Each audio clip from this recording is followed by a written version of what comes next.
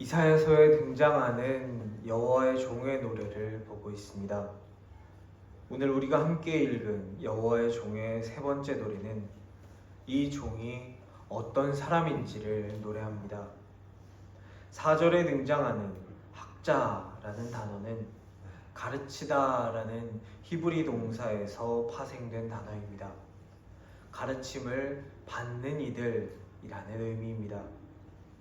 우리말로는 학생이라던가 제자라고 번역할 수 있습니다.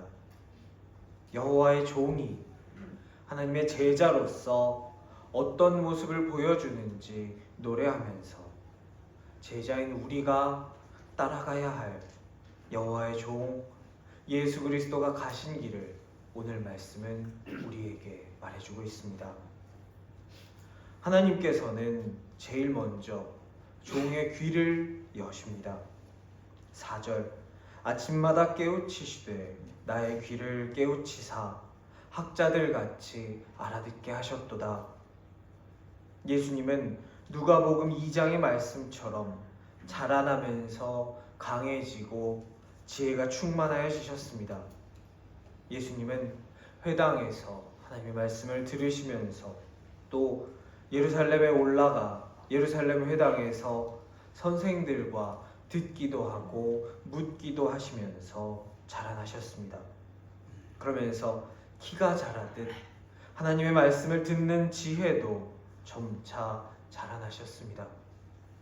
로마서 10장 17절은 말합니다. 그러므로 믿음은 들음에서 나며 들음은 그리스도의 말씀으로 말미암았느니라. 믿음은 들음에서 납니다.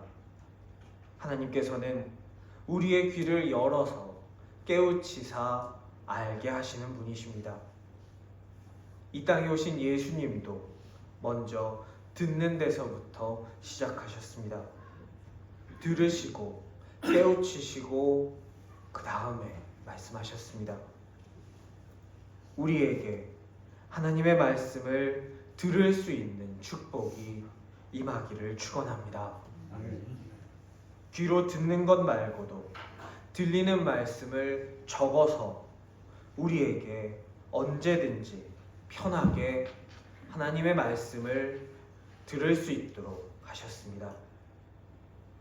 성경 함께 읽으실 수 있기를 강권합니다. 읽을 때 하나님께서 우리의 귀를 여시고 우리를 깨우쳐 주시사 알아듣게 하시는 은혜가 있기를 축원합니다. 하나님께서 제자의 귀를 가진 사람에게 듣게 하실 때 들은 사람은 거역하지도 않고 뒤로 물러가지도 않습니다. 거역하고 뒤로 물러나는 것은 하나님의 방식으로부터의 거역이며 하나님의 길로부터의 물러남입니다. 하나님의 길에서 도망치고 하나님의 방식을 거부하는 세상 속에서 제자는 세상이 그 길을 거부하고 물러선다 할지라도 그 길을 간다는 것입니다. 성경에는 하나님의 방식을 거역한 사람들이 등장합니다. 예레미야 36장에서 예레미야에게 하나님의 말씀이 임합니다. 하나님은 그 말씀을 바룩을 통해서 기록하게 하십니다. 바룩이 기록된 그 말씀을 읽을 때 백성들은 회개하고 금식했습니다. 고관들은 이 말씀을 여호야김 왕에게도 읽어주어야 한다고 가지고 갔습니다. 하지만 왕은 하나님의 말씀을 낭독하면 그것을 칼로 잘라서 화로에 태우고 낭독하면 잘라서 화로에 태우고를 반복했습니다. 신하들이 아무리 말려도 소용이 없었습니다. 왕과 신하들은 하나님의 말씀을 듣고도 회개하지 않았고 깨달아 알지도 못했습니다. 결국 여호야김 왕은 바벨론에 의해 비참하게 죽임당했고 그 시체는 예루살렘 성문 밖에 버려집니다. 제자의 귀는 듣는 귀입니다. 듣고 회개하는 귀입니다. 하나님은 종에게 제자의 귀를 주사 귀를 여셨고 종은 들었습니다. 구약에서 귀를 여셨다라는 말씀은 단순히 듣는 것만을 의미하지 않습니다. 듣고 순종하는 마음을 주신 것입니다. 우리에게 제자의 귀를 주시기를 기도합니다. 우리에게 제자의 귀를 주시고 우리 귀를 여사 우리가 하나님의 말씀을 듣고 깨우치게 되는 복이 여기 모인 우리 신생의 성도들 각 사람 머리머리 위에 임할 수 있기를 축원합니다. 여호와의 종에게 듣게 하신 다음에 하나님께서 여호와의 종에게 제자의 혀를 주십니다. 순서가 중요합니다. 듣고 말한다는 것입니다. 먼저 듣고 그 다음에 말한다라는 것은 무엇을 의미합니까? 내 속에서 나오는 내 말을 하는 것이 아니라 하나님께서 나에게 들려주신 것을 말한다는 것입니다. 여호와의 종이 제자의 혀를 통해서 하는 일은 무엇입니까? 오늘 말씀에 기록된 대로 곤고한 자를 말로 돕는 일입니다. 곤고한 이들에게 힘을 주는 일입니다. 이것이 하나님의 종에게 맡기신 임무입니다. 먼저 듣고 가르침을 받아야 행할 수 있는 임무입니다. 그러면 그 도움을 받는 곤고한 자는 누구입니까? 고통이 있는데 그것이 지속되어서 만성적인 고통 중에 있는 사람입니다. 표면적으로는 이사야 시기에 바벨론의 포로로 잡혀간 그 사람들입니다. 하나님은 이사야 40장에서 하나님의 말씀을 듣는 자들에게 위로하라, 위로하라, 내 백성을 위로하라 말씀하십니다. 다음으로는 로마 식민 지배를 받는 예수님 시기의 이스라엘입니다. 억눌리고 갇히고 자유함이 없습니다. 곤고한 자는 식민지 백성에서 끝나지 않습니다. 여기서 말하는 곤고한 자는 죄의 포로가 된 자들입니다. 하나님께서 이 땅에 직접 오셨지만 사람들은 그분을 보고 그분의 말씀을 들었지만 정작 자기 앞에 선 사람, 그 사람이 하나님의 아들인 줄 모르는 자들입니다. 2000년 전만의 이야기가 아닙니다. 오늘날 하나님을 알지 못하고 억눌리고 갇혔지만 자기가 억눌리고 갇힌 줄 모르고 살아가는 현대인들이 바로 곤고한 자들입니다. 여호와의 종은 이 곤고한 자들을 하나님이 주신 제자의 혀를 통하여 도와주십니다. 단순히 말로만 하는 위로, 하는 사람만 기분 좋은 세상이 말하는 소위 기독교식 위로가 아니라 메인 자를 풀어주시는 위로입니다. 누가복음 19장에서 예수님은 삭개오의 집에 들어가십니다. 그것을 본 사람들은 동족의 고혈을 빨아서 자기 배를 채우는 못된 놈의 집에 들어간다고 예수님의 손가락질했습니다. 하지만 삭개오의 집에 들어가신 예수님께서는 선포하십니다. 예수께서 이르시되 오늘 구원이 이 집에 이르렀으니 이 사람도 아브라함의 자손이니라. 사람들은 말합니다. 저런 인간은 우리와 같은 아브라함의 자손이 아니다. 그렇게 배척받는 삭개오를 예수님께서는 아브라함의 자손으로 선포하십니다. 하나님의 말씀을 듣고 회개한 삭개오를 구원해 주십니다. 마태복음 5장에서 예수님은 산으로 올라가십니다. 제자의 혀로 말씀을 들으러 모인 사람들에게 충격적인 위로를 선포하십니다. 심령이 가난한 자는 복이 있다. 애통하는 자는 복이 있다. 온유한 자는 복이 있다. 의에 줄이고 목마른 자는 복이 있다. 나라를 잃고 식민지 점령군의 군악발과 동족의 피를 빠는 반민족, 반역자들에게 신음하던 이스라엘에게 세상이 뒤집어지는 복을 선언하셨습니다. 덮어놓고 다 잘 될 거야.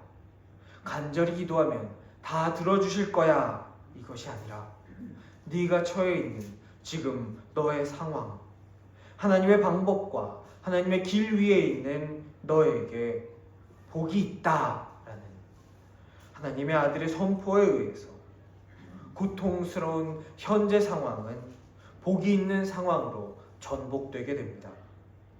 세상의 방식과 다른 하나님의 방식이 새롭게 선포됩니다. 우리는 제자입니다. 하나님의 말씀을 우리가 먼저 들을 수 있게 되기를 원합니다. 하나님께서 선포하신 이 전복적인 위로가 우리에게 먼저 임하게 되기를 원합니다. 그리고 우리에게도 제자의 혀를 주사 여호와의 종이 외쳤던 이 복된 소식이 우리의 입을 통하여 곤고한 삶을 사는 우리의 이웃들에게 다시 한번 선포되는 은혜가 있기를 간절히 기도합니다. 오늘 말씀 6절에서는 고난당하는 여호와의 종의 모습이 등장합니다. 그는 자신을 때리는 자들에게 그의 등을 맡깁니다. 마태복음 27장에서 예수님은 로마 병정들에게 채찍질을 당하십니다. 로마 병정이 들고 있는 채찍은 단순한 줄로만 된 채찍이 아닙니다. 그 끝에, 그 마디 사이사이에 금속과 뼈 조각이 달려 있어서 한번 쳤다 뜯어내면 살이 뜯어져 나가는 그런 채찍질을 당하셨습니다. 그는 오늘 말씀처럼 수염을 뽑는 자들에게 그 뺨을 맡기십니다. 많은 고대 문화에서 수염은 존엄의 상징이었습니다.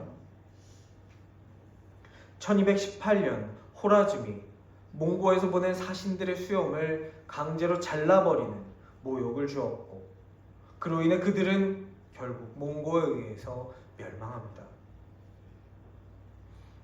함무라비 법전에서 본 것처럼 바벨론의 사람들, 페르시아의 사람들은 크고 풍성하고 잘 관리된 수염을 가지고 있는 것이 그들의 자랑이자 명예로 여겼습니다. 하지만 마태복음 26장에서 유대인들은 예수님의 얼굴을 주먹으로 치고 손바닥으로 때리면서 모욕했습니다. 그 얼굴에 침도 뱉었습니다. 누군가에게 침을 뱉는다는 것은 이 문화에서 가장 강한 모욕 중 하나였습니다. 그러나 여호와의 종은 그걸 막기 위해 그 얼굴을 가리지 않습니다. 그는 도망가지 않았고 저항하지 않았고 고난을 피하지도 않았습니다. 인간적으로는 당연히 피하고 싶습니다. 그가 받는 이 수치와 고난은 그의 잘못으로 인한 징벌이 아니기 때문입니다. 하지만 예수님은 겟세마네에서 예수님의 뜻이 아니라 하나님 아버지의 뜻을 구하십니다. 나의 뜻을 하나님의 뜻에 맞추십니다. 예수님은 그렇게 구원의 사명을 이루기 위해서 고난을 받아들이십니다. 우리말 번역에서는 생략된 단어가 7절에서 하나 등장합니다. 원문에서는 7절 말씀 앞에 그러나가 있습니다. 번역해보면 이렇게 됩니다. 그러나 주 하나님께서 나를 도와주시니. 여기에서의 그러나는 앞의 내용을 뒤집는 역접의 의미가 아니라 그러나 바로 뒤의 단어를 강조하는 의미로 사용됩니다. 그러나 바로 뒤에 나오는 단어는 주 여호와입니다. 6절에서 나를 때리고 모욕하는 자들에게 나의 삶의 기준을 두는 것이 아니라 나를 도우시는 주 하나님께 나의 삶의 기준을 둔다는 것입니다.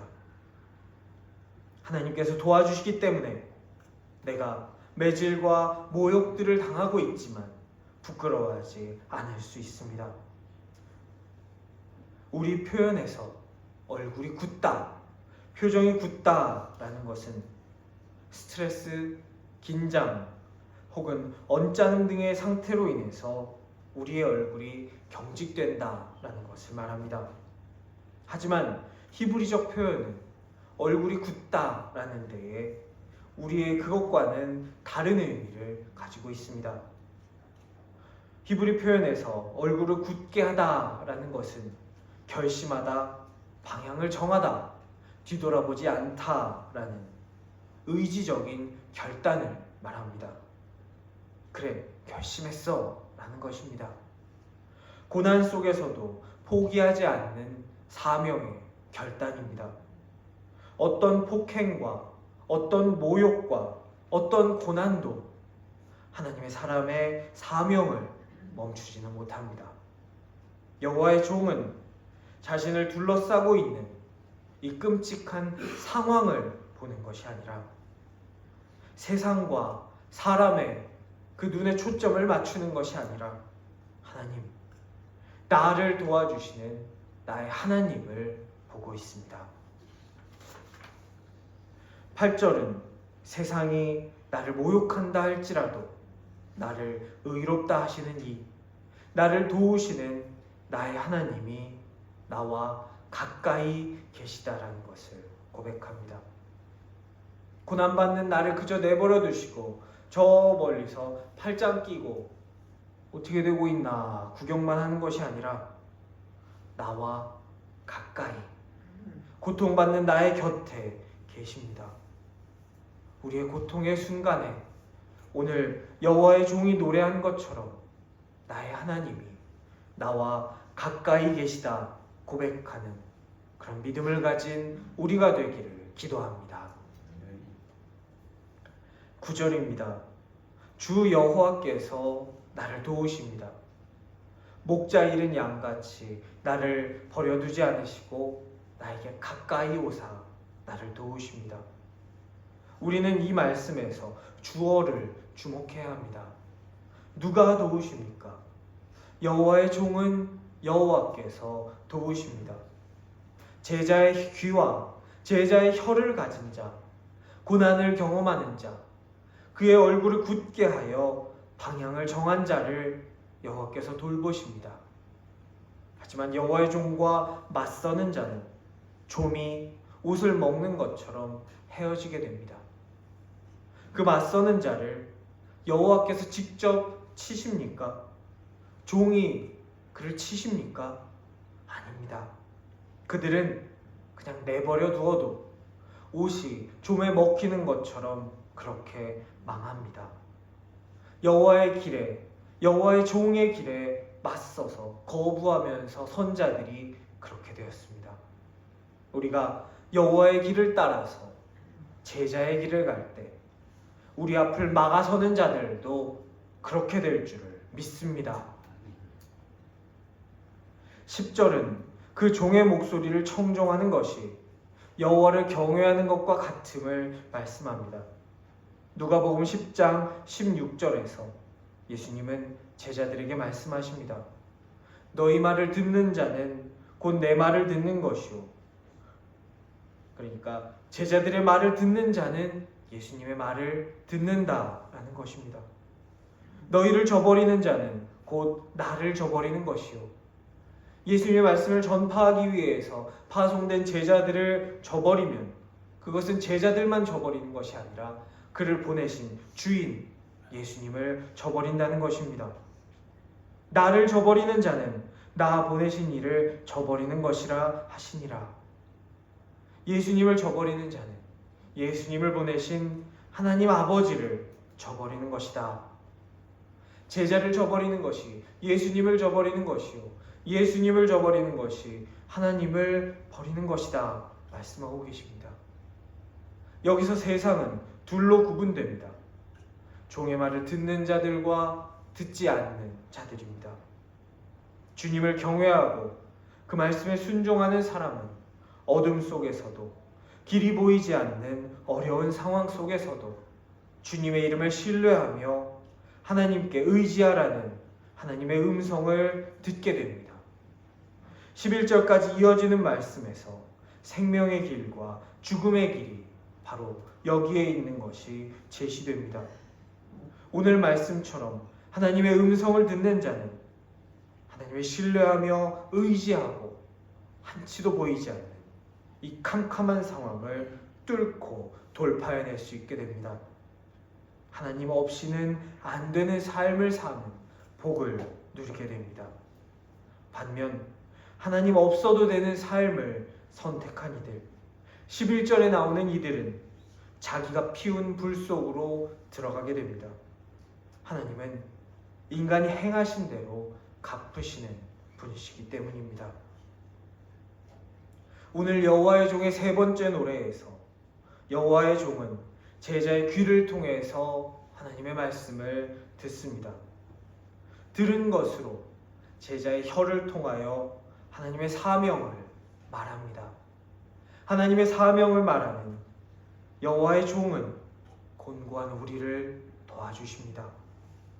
여호와의 종은 우리를 구원하시기 위하여 그 등을 맡기고 고난을 겪으십니다.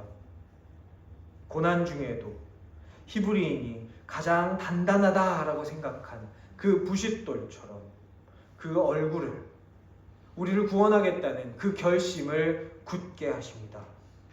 고난이 사명을 멈추지 못합니다. 여호와의 종은 그가 처해 있는 상황이 아니라 하나님을 보며 하나님을 신뢰합니다. 여호와의 종은 이 고난 속에서도 말씀에 순종합니다. 하나님을 신뢰하는 삶을 통하여 하나님께서 그를 의롭게 하심을 온 세상에 드러냅니다. 우리의 귀가 여호와의 종의 귀를 닮고 우리의 혀가 여호와의 종의 혀를 닮아 우리의 등을 내주는 상황에서도 우리의 얼굴을 굳게 하며 우리의 얼굴을 하나님을 향하여 드는 큰 믿음이 사순절을 살고 있는 우리 모두의 위에 임하시기를 간절히 축원합니다. 아멘.